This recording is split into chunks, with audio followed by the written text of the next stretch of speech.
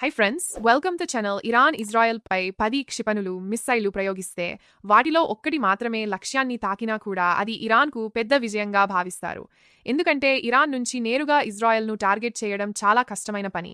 ఈ ఇరాన్ క్షిపణులు ప్రయోగించిన వెంటనే మొదట అవి ఇరాక్లో ఉన్న అమెరికా పేట్రియట్ డిఫెన్స్ సిస్టమ్స్ ద్వారా అడ్డుకోవడానికి ప్రయత్నిస్తారు. అక్కడ అమెరికాకు మిలిటరీ బేసులున్నాయి. అక్కడి నుంచి తప్పించుకున్న క్షిపణులు సిరియా మరియు జోర్దన్ గగనతలంలోకి ప్రవేశిస్తాయి.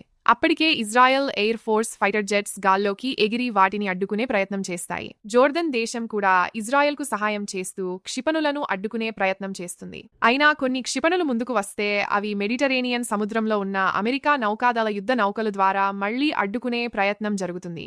అంతకీ కొన్ని క్షిపణులు ఇజ్రాయెల్లోకి ప్రవేశిస్తే అవి ఇజ్రాయెల్ యొక్క 5 స్థాయిల రక్షణ వ్యవస్థను ఎదుర్కోవాలి.